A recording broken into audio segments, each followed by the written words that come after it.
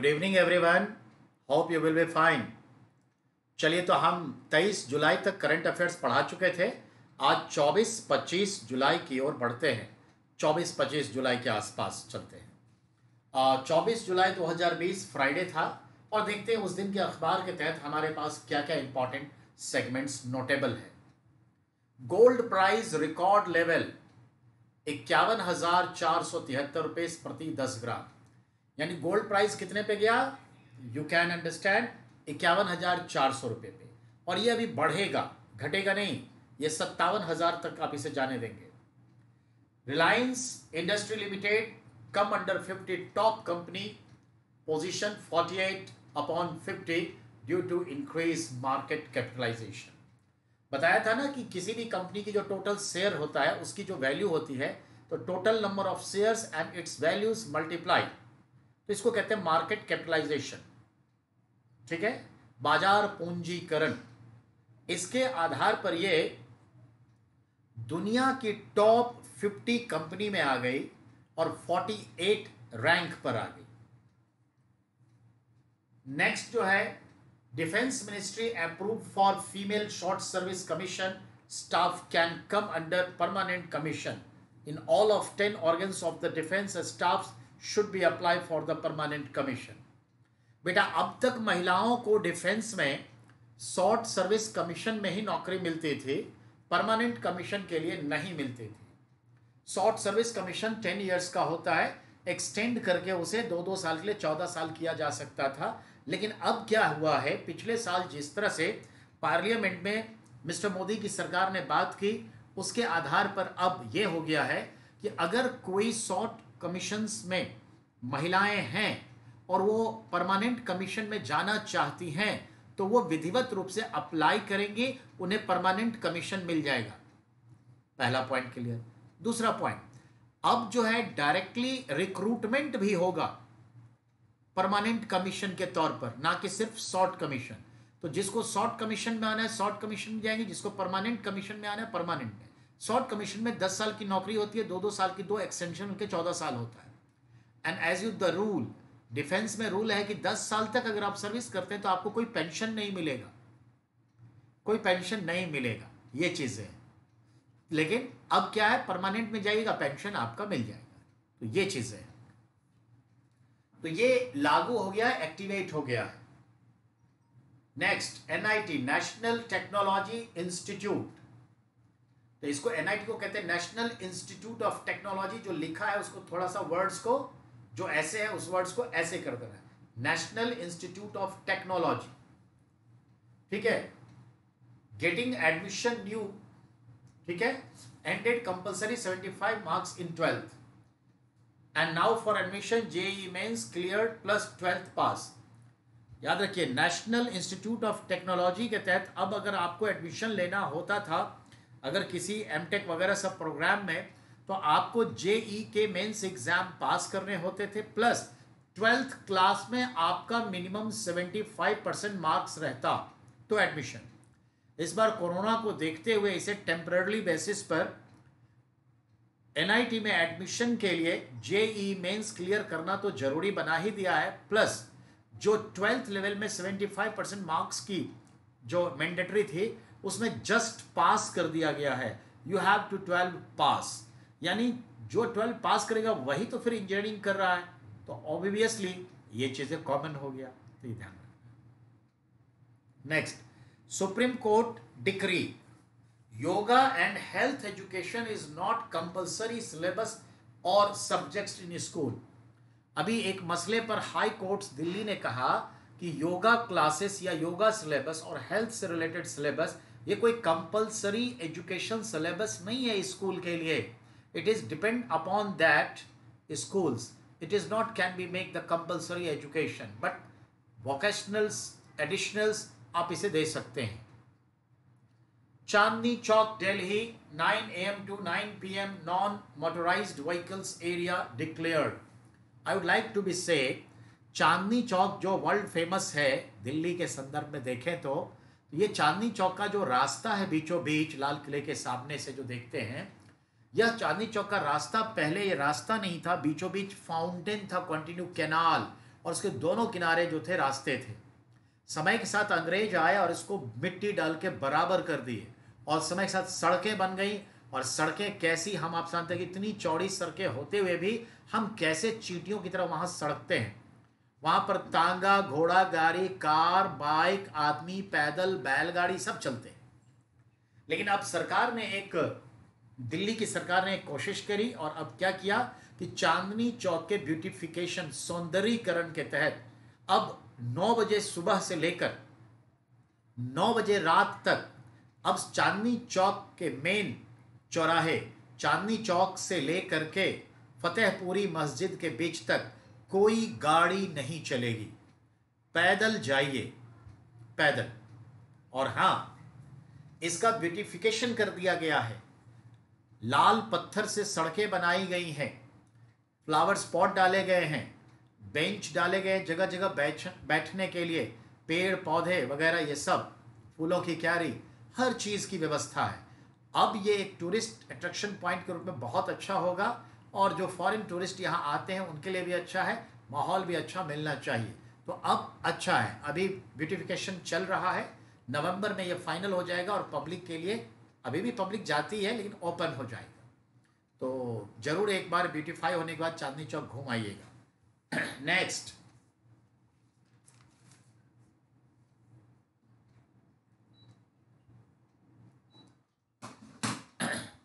Next, community radio going to be a start by Guru Gobind Singh Indraprasth University that will work near about 10 kilometer. Indraprastha university के तहत, जिसे हम गुरु Govind Singh Indraprastha university कहते हैं, दोनों को मिला के एक नाम कर दिया गया है, गुरु गोविंद सिंह इंद्रप्रस्थ यूनिवर्सिटी। ये यूनिवर्सिटी एक कम्युनिटी रेडियो डेवलप करने जा रही है जो यूनिवर्सिटी से रिलेटेड प्रोग्रामिंग करेगी। लेकिन इसका जो एरिया होगा वो यूनिवर्सिटी के कैंपस से नियर अबाउट सराउंडिंग 10 किलोमीटर तक वर्क करेगा। कम्युनिटी रेडियो का एक एरिया लिमिट होता है, हर जगह नहीं ये पकड़ सकता। कम्युनिटी रेडियो का कॉन्सेप्ट आया फॉरेन में भी, फिर इंडिया में, और इंडिया में हम इसे नेशनल डिजास्टर मैनेजमेंट के संदर्भ में कम्युनिटी रेडियो का इंपॉर्टेंस देखते हैं लोकल लेवल पे। अगर सारे रेडियोज तंत्र फेल हो जाते हैं तो कम्युनिटी रेडियोज जो है हमें बचाव कार्य, राहत कार्यों में मदद करती है, और कम्युनिटी रेडियो बहुत महत्वपूर्ण चीज़ है। कम्युनिटी रेडियो का संदर्भ देख लिया आपने कि कौन सी यूनिवर्सिटी इसे लॉन्च करने जा रही है, दैट इज इंपॉर्टेंट। ऐसे ही एक कम्युनिटी सोशल साइट्स लॉन्च हुआ था, फेसबुक, मार्क जुकरबर्ग और 2 उनके मित्र ने अपनी यूनिवर्सिटी के लिए किया था, और समय के साथ कहां से कहां पहुंच गए। नेक्स्ट, 24 जुलाई 1911 मिस्टर, ठीक है, हरीम भवन डिस्कवर्ड, ठीक है ना, Machu Picchu city of the Maya civilisation.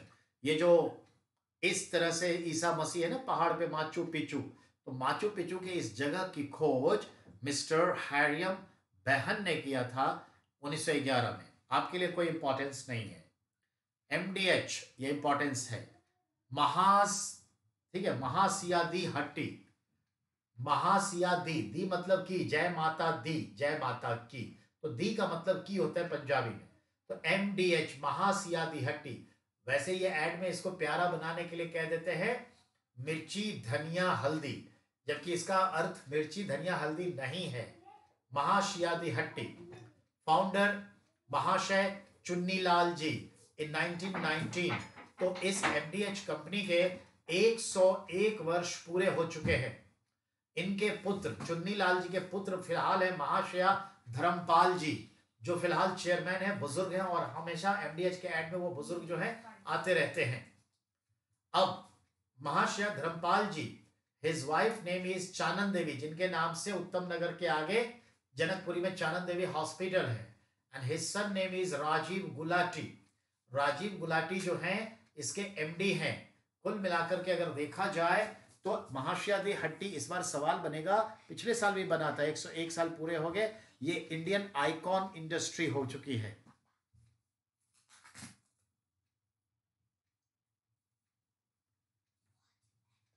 Good,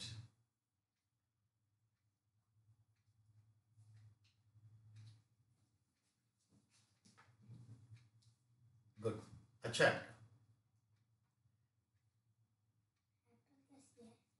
मस्त। लाइए, लाइए जल्दी।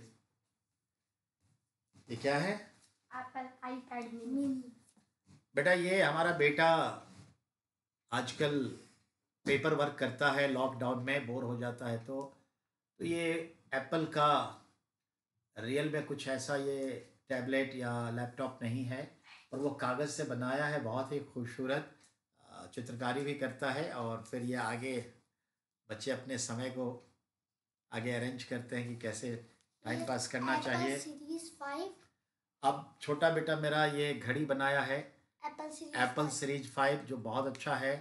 और ये इसे इस तरह से फंसा भी देते हैं, देखिए इस तरह से फंस भी जाता है, तो दैट्स गुड। एंड ये बड़ा सा आईपैड बनाया है, आईपैड प्रो। आईपैड प्रो कहते हैं इसे, और इसकी सारी सीरीज भी बनाया है, ये स्क्रीन को दिखा रहा है। तो बच्चे लोग हैं। अब मैक, क्या बुक कहते हैं, मैक, एप्पल का मैक बुक बनाया है, और देख रहे हैं इस तरह से वो हमारे ऊपर दबाव बनाया हुआ है कि जितनी जल्दी हो एप्पल, देख रहे हैं ना इसका कारनामा। ये चाह रहे हैं कि जितनी जल्दी हो पापा मुझे एप्पल का क्या खरीद के देना है, आईपैड मिनी, कुछ खरीद के देना है। बताइए लॉकडाउन में कहाँ से होगा, थोड़ा समय लगेगा ना, लेकिन हाँ मैंने कहा इन लोगों का ऑनलाइन क्लास तो होता ही है। देखिए बहुत खूब।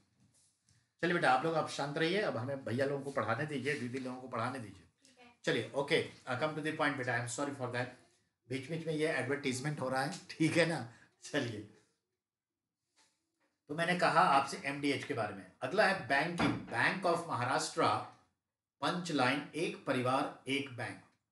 इसके MD cum CEO AS Rajeev है। बैंक ऑफ महाराष्ट्र का पंच लाइन क्या है, एक परिवार एक बैंक। बहुत अच्छा है। आया हुआ सवाल है, अयोध्या में 27 नक्षत्रों के लिहाज से पौधारोपण हुआ। यानी अयोध्या में जो है 27 नक्षत्र जो होते हैं, हर 14-15 दिन का एक नक्षत्र माना जाता है, तो इसके हिसाब से पौधारोपण हुआ है। और पौधारोपण में जो है नक्षत्र के हिसाब से पेड़ लगाए गए हैं। और याद रखिएगा ये प्राइम मिनिस्टर की इच्छा थी कि वाल्मीकि रामायण में उद्धृत उत्तरकांड में जो वर्णित 42वें सर्ग में पौधों के बारे में दिया गया, उन तमाम पौधों का एक बगीचा लगाया जाए। लग गया, ठीक है। अगला जो है चाइना, चाइना ने यूएसए के क्यूनॉन कम्युनिटी को भड़काया है, जो कोविड-19 को मानता ही नहीं है, और ना ही टीके लगवाता है, ना दवा, ना मास्क, और डोनाल्ड ट्रंप को मसीहा मानता है। Barack Obama, Bill Gates, Hillary Clinton, media celebrities को कहता है ये तो विदेशी ग्रहों के एजेंट हैं। हमें इनसे क्या लेना चाहिए, एक क्वेश्चन बना। क्यूनॉन कम्युनिटी, देखिए बेटा इस देश में, इस संसार में तरह तरह के विचारधारा वाले लोग हैं। अब देखिए ना, अपने ही देश में साधु सन्यासी हैं, नागा, जो नग्नता में विश्वास करते हैं। महावीर स्वामी दिगंबर नग्नता में विश्वास करते हैं। आजीवक का अपना अंदाजा, अघोड़ियों का अपना है, नहीं शैव का अपना है, वैष्णव का अपना है, लिंगायत का अपना है।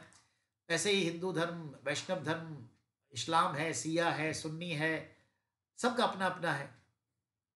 ऐसे ही देखिए एक सेक्ट है, संप्रदाय है क्यूनॉन, क्यूनॉन कम्युनिटी, जो इसके करीब 60-70 लाख फॉलोवर्स हैं, मानने वाले हैं अमेरिका में। क्यूनॉन कम्युनिटी ना तो मास्क लगाती है, ना दवा लेती है, ना क्वारंटाइन में जाती है, फ्रीली फील करते हैं। उनका मानना है ये सब चीजें कुछ नहीं होता। कभी भी, सिर्फ अभी कोरोना की वजह से नहीं, कभी भी वो किसी चीज को जल्दी मानते ही नहीं है।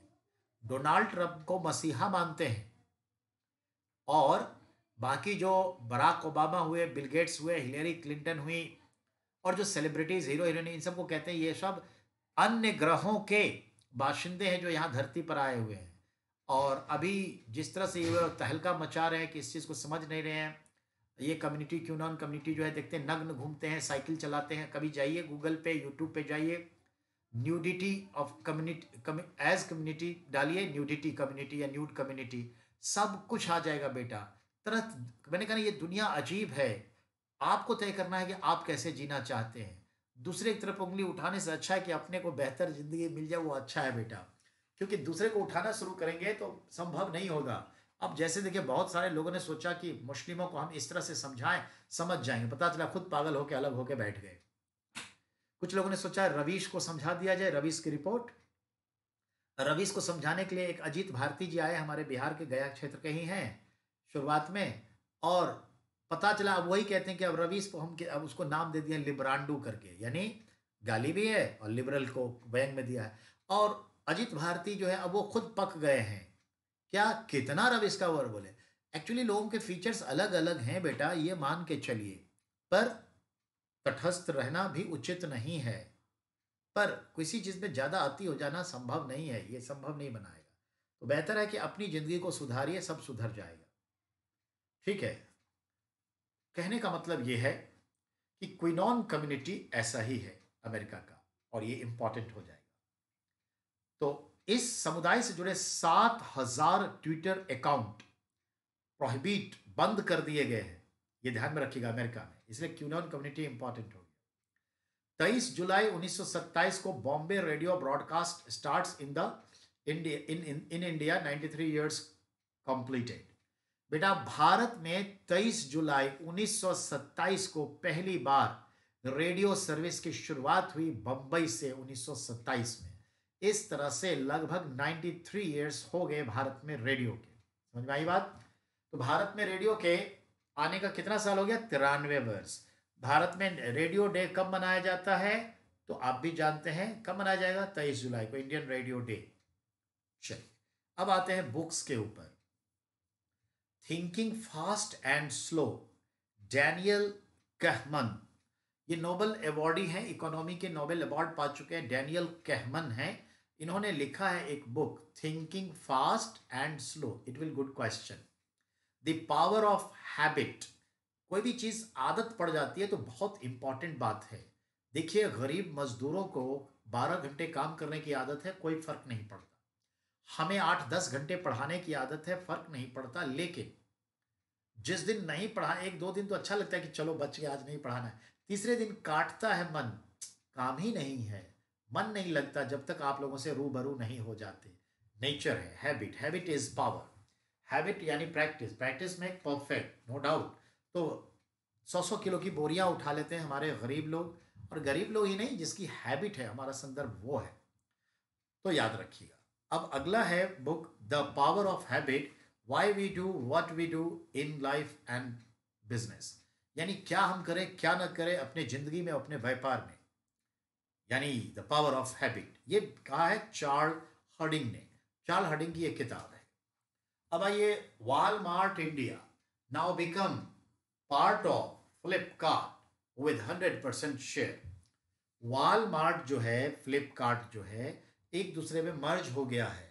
तो वॉलमार्ट के सारे शेयर फ्लिपकार्ट ने खरीद लिए हैं, और वॉलमार्ट जो है भारत में बेस्ट प्राइस नाम से अपना मॉल चलाती है, बेस्ट प्राइस नाम से मॉल चलाती है वॉलमार्ट। तो वॉलमार्ट कंपनी अमेरिका की है, ठीक है, वॉरेन बफेट इसके बॉस हैं, चेयरमैन हैं, और वॉलमार्ट नाम से वहां पे डिपार्टमेंटल स्टोर चलता है। भारत में वॉलमार्ट का जो डिपार्टमेंटल स्टोर, उसका नाम है बेस्ट प्राइस। चलिए, यह एक फ्लिपकार्ट होलसेल के नाम से चलेगा, अब ये चलेगा। चलिए अगला नेक्स्ट है सेंट्रल कंज्यूमर अफेयर्स मिनिस्ट्री, ठीक है, सेंट्रल कंज्यूमर अफेयर्स मिनिस्ट्री, ठीक है, याद रखिएगा। एक्ट 2009, विधिक माप और विज्ञान, ठीक है, याद रखिएगा। तो लीगल मेजरमेंट एक्ट 2009 में अमेंडमेंट करके, ध्यान रखिएगा, अमेंडमेंट करके लाइसेंस जो है अब रद्द किया जा सकता है अगर कोई कंज्यूमर एक्ट के अकॉर्डिंग कोई भी दुकानदार कम तौलता है, गलत माप बाट रखता है, मानक माप बाट नहीं रखता, मेजरमेंट के इंस्ट्रूमेंट चाहे लीटर हो, किलो हो, तराजू हो, जो स्टैंडर्ड है वो नहीं रखता, कम वजन वाला रखता है, गलत लोहे वाला रखता है, या माप में जो मेजरमेंट इंस्ट्रूमेंट्स हैं, वेटिंग इंस्ट्रूमेंट्स, माप में छेड़छाड़ करता है, कम तौलता है, अब उसे नए कंज्यूमर एक्ट के तहत क्या किया जाएगा? अच्छा खासा जुर्माना दिया जाएगा।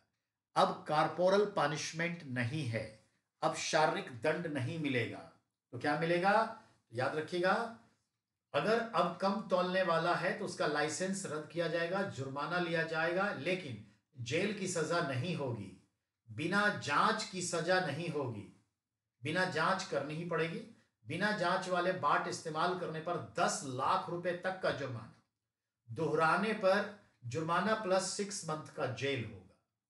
तो पहली बार अगर आप गलत काम करते हैं तो 10 लाख रुपए तक का जुर्माना लग सकता है, और दूसरी बार पकड़े गए तो अब 10 लाख प्लस 6 महीने की जेल हो सकती है, और लाइसेंस भी रद्द किया जा सकता है।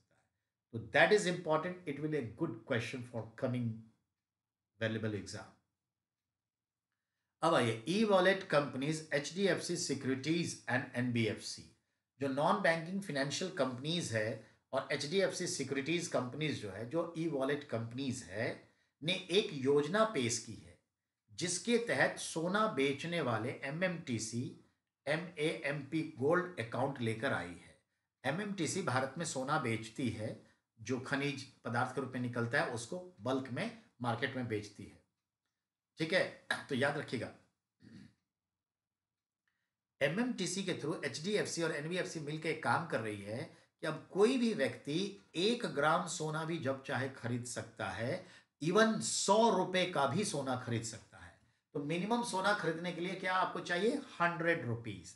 तो आप 100 रुपीज का गोल्ड खरीद सकते हैं, और 1 ग्राम या उससे ज्यादा जितना मन हो खरीद सकते हैं, यानी रिटेल में सोना खरीद सकते हैं 100 रुपए का भी।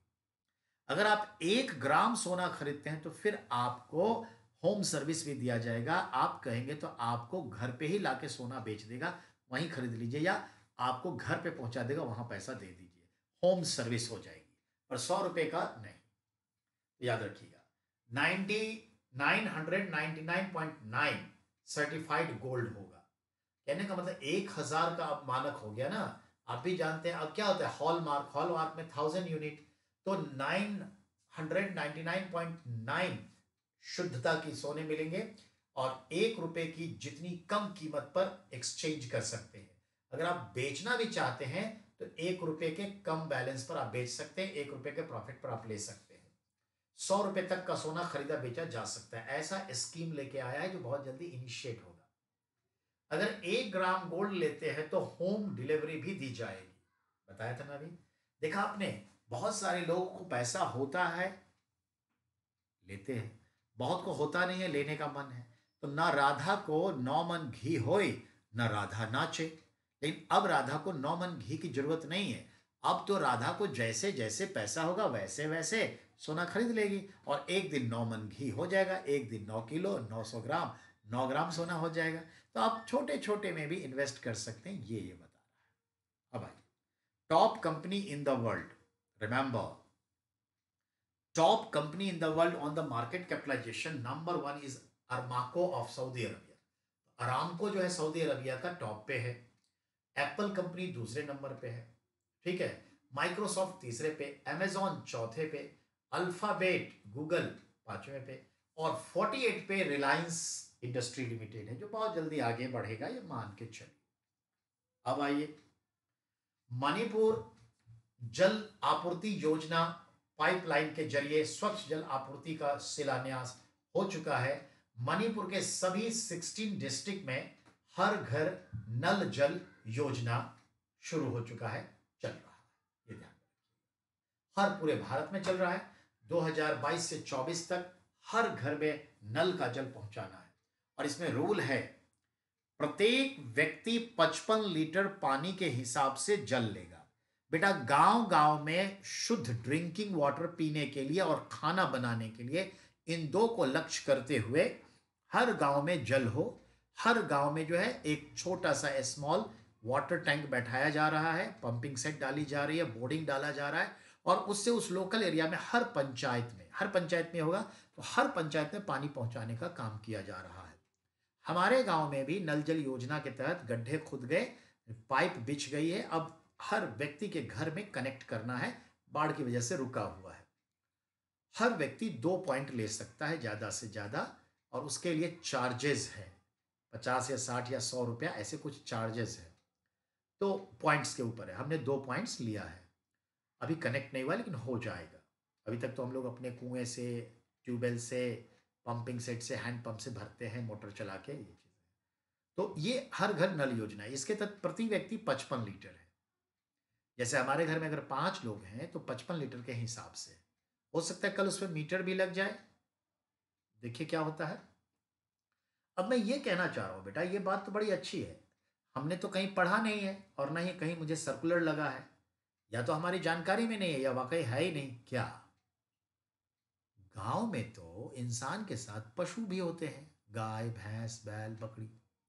और हर जगह तालाब हो, नदी हो जरूरी नहीं है।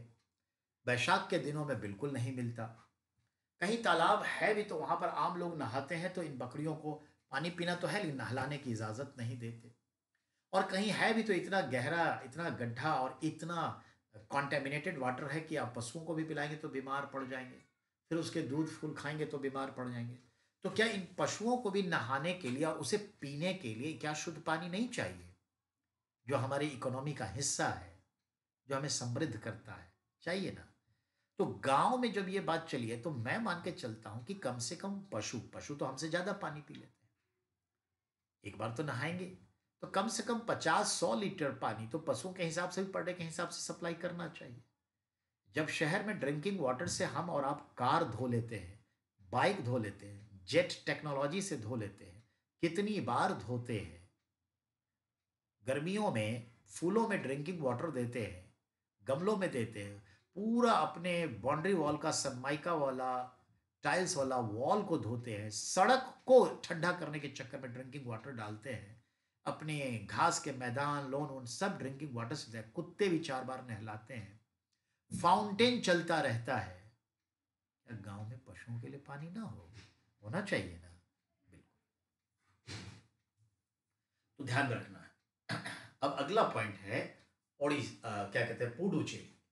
Puducherry govt for school children Rajiv Gandhi breakfast scheme का आरंभ किया है, जबकि भाषण में वी नारायण स्वामी जो चीफ मिनिस्टर हैं गलती से कलंगनार करुणानिधि के नाम पर योजना को सुना दिया। एक्चुअली जो नारायण स्वामी मुख्यमंत्री हैं कांग्रेस पार्टी के, और तमिलनाडु के एक पार्टी के सहयोग से वहां सरकार चलाते हैं, तो अभी उन्होंने घोषणा की कलंगनार करुणानिधि के नाम पर स्कूल के बच्चों को, पुडुचेरी के स्कूल के बच्चों को ब्रेकफास्ट दिया जाएगा, ठीक है, जिसका नाम हो कलंगनार करुणानिधि ब्रेकफास्ट स्कीम।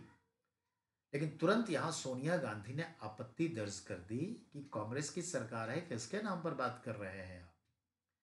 तो तुरंत जो है वो अपने को गलती माफी मांगा और कहा कि नहीं नहीं, घोषणा में गलती हो गई, राजीव गांधी के नाम पे। ठीक है। तो Rajiv Gandhi breakfast scheme launched by Puducherry government for providing breakfast to school children, it is going to be likely start. Already आपको भी मालूम है क्या, न्यू एजुकेशन पॉलिसी 2020 में ब्रेकफास्ट का भी प्रोविजन है, ब्रेकफास्ट भी। अब आइए पुडुचेरी गॉव्ट फॉर स्कूल, ये बात हो गई। ओडिशा की बात करते हैं बेटा। ओडिशा जगन्नाथपुरी मंदिर, प्रत्येक वर्ष लकड़ी के 3 बड़े रथ बनाए जाते हैं और रथ से तीनों भगवान जो हैं, बलभद्र है, सुभद्रा है बहन, और कृष्ण यानी जो जगन्नाथ हैं, ये तीनों जो है अपने मौसी के यहाँ जाते हैं, मौसी के यहाँ जाते हैं यात्रा में। और मौसी के यहाँ जाने को गुडीचा मंदिर कहते हैं, गुडीचा मंदिर है, तो गुडीचा मंदिर यानी अपनी मौसी के यहाँ जाते हैं और फिर लौट कर आते हैं। 3 रथ बनाए जाते हैं तीनों भाई बहनों के लिए। इस रथ को बनाने के लिए एक खास आदिवासी क्षेत्र के लोग हैं, एक खास आदिवासी जनजाति है जो उसी रथ को वो बनाते हैं, और खास लकड़ियों से ही बनाया जाता है। और इस पे 3 महीना 4 महीने की तैयारी लगती है, बड़े बड़े रथ होते हैं और फिर उसको नष्ट कर दिया जाता है, उस रथ को यूज में ले लेते हैं फिर उसकी लकड़ियां वगैरह।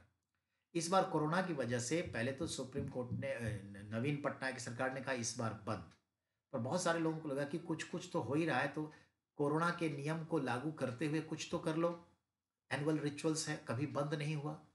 तो कुछ लोग याचिका दे दिए और अंततः सुप्रीम कोर्ट ने कहा कि ठीक है, कोविड-19 के रूल रेगुलेशन को फॉलो करते हुए छोटे पैमाने पर इस रथ यात्रा का आयोजन हो। तो ये बात कह दी गई, और ये बात कह दी गई मेरे ख्याल से 15 दिन पहले। तो 23 जून को ये यात्रा थी, 23 जून को इसको ऑर्गेनाइज कर लिया गया। ठीक है, 23 जून को ऑर्गेनाइज कर लिया, रथ यात्रा हो गई। लेकिन इस बार के रथ यात्रा के तीनों रथों को एग्जीबिशनली मान करके रख लिया गया है, डिस्ट्रॉय नहीं किया है। क्यों? क्योंकि मिनिमम टाइम में जो ये काम किया गया है वो एक रिकॉर्ड है, इतना बड़ा काम, और उसको रखा गया है। अब आइए, एंटार्क्टिका के समुद्र की तलहटी में मीथेन गैस का रिसाव टिपिंग पॉइंट तक बढ़ता जा रहा है और यहां विश्व की 1/4 25% मीथेन गैस है। यानी पूरे विश्व में जितनी भी मीथेन गैस अब तक CH4 का भंडार देखा गया है, 1/4 कहां है? अंटार्कटिका के तलहटी में है। उनमें से बहुत सारे गैस बड़ी फास्टली लीकेज हो रहे हैं। तो अंटार्कटिका के ग्लेशियर के नीचे बड़े पैमाने पर CH4 मीथेन गैस का रिसाव लीकेज हो रहा है, और वो इतना हो रहा है कि अगर कुछ बड़ा हादसा हो गया तो इसको किसी भी सूरत में रोक नहीं सकते। ऐसी कोई भी प्राकृतिक घटनाएं जो इंसान के बलबूते में नहीं है रोका जाना, उसे क्या कहते हैं? Tipping point. टिपिंग पॉइंट, जैसे अमेज़न का फॉरेस्ट टिपिंग पॉइंट घटना, ऑस्ट्रेलिया के फॉरेस्ट में आग लगना टिपिंग पॉइंट, साइक्लोन का आना टिपिंग पॉइंट, कोविड-19 टिपिंग पॉइंट, ये चीजें ये ध्यान में रखना है। और इस वजह से जो है अंटार्कटिका का जो वार्मिंग कंडीशन है बढ़ रहा है, और ये एक बड़ा मौसम के बदलाव का संकेत होगा। अब आइए sports. Cricket IPL 13 will held at UAE in UAE during 19 September to 8 November। Sponsor Vivo इस साल नहीं होगा। कहने का मतलब है चाइना की जो मोबाइल कंपनी है वीवो, वो भारत के IPL के साथ क्या कहते हैं उसको, BCCI के साथ 5 साल का कॉन्ट्रैक्ट साइन किया था 2-4-10 हजार करोड़ रुपए में या 400 करोड़ रुपए में, कि आपके जितने भी मैच होंगे IPL वगैरह सब, उसको हम ऑर्गेनाइज मतलब स्पॉन्सर्ड करेंगे, और उसके भीतर जो ऐड होता है वो लेके जाता है, और हमें आराम से, और स्पॉन्सर्ड से जो पैसा मिलता है उसमें सभी क्रिकेटर्स को भी मिलता है, सभी टीम को भी मिलता है, नो डाउट। 60% जो है एक्चुअली क्रिकेटर्स टीम में बढ़ जाता है, 40% बोर्ड रखता है, तो कोई बड़ा हानि नहीं है। और इस बार जो गलवान चल रहा है, गलवान घाटी, तो चीन के इस कंपनी को हमने प्रोहिबिट कर दिया। तो 2021 के लिए, 20-21 के लिए, 22 में इसका टर्म 5 साल पूरा होता, तो 2020-21 के लिए हमने उसको साइड कर दिया। 22, 23, 24 वो ले लेगा, जब हालात ठीक हो जाएंगे तो एक्सटेंड कर लेगा, नहीं तो कुछ तो गड़बड़ होगा, पैसा तो दिया ही जाएगा, बाद में लौटाया जाएगा, नहीं तो हालात ठीक होंगे तो रख लेगा। तो ये बात है। तो अब सवाल है कि IPL का खेल कहां होने जा रहा है? UAE, यूनाइटेड अरब अमीरात में। कब से? सितंबर से शुरू होगा और 8 नवंबर तक चलेगा। 8 नवंबर को फाइनल खेला जाएगा वहीं पे। और याद रखिएगा, फीमेल IPL इंडियन का भी वहीं पर खेल होगा उसके खत्म होने के बाद, ये बात है। तो UAE, ये क्वेश्चन तो बनेगा ही। और रही बात अभी जो स्थिति है कि अब कौन स्पॉन्सरशिप लेगा इतने कम समय में, तो याद रखिएगा 14 तारीख लास्ट डेट है, 15 या 16 को योजना डिक्लेयर हो जाएगा कि किसको स्पॉन्सरशिप मिला। मेरे ख्याल से 13 आज है ना, आज ही लास्ट है, कल ही शायद हो जाएगा। तो जिसको मिलेगा उसमें आप जानते हैं अनअकैडमी वाले भी हैं, फॉर्म लेके गए हैं, अब भरे या नहीं भरे, लेकिन फॉर्म लेके गए थे, उसका न्यूज़ आ गया। बाबा रामदेव का है, पतंजलि, और भी बहुत सारे हैं। देखिए किसको मिलता है स्पॉन्सरशिप इस साल के लिए। अब आइए स्पोर्ट्स हो गया। स्पोर्ट्स में टोक्यो ओलंपिक जो अब 2020 के बजाय 2021 में होगा, उसके लिए जो है काउंट डाउन शुरू हो गया है। और 2024 का जो ओलंपिक होगा वो पेरिस में होगा। 2020 का होने वाला था वो 21 में अब होगा, और 2024 का पेरिस में होगा। और इसके साथ ही हम इसको समाप्त करेंगे, क्योंकि इसमें स्पोर्ट्स अब आगे आगे हैं और कुछ क्रिटिकल चीज़ें जो हम समझा नहीं सकते, 2-4 मिनट में टाइम लेगा। तो 24 तारीख आपका फिनिश्ड हो गया है, 25 तारीख हम कल बात करेंगे, आज संभव नहीं है। In that regards I am going to be stopping. Thank you very much.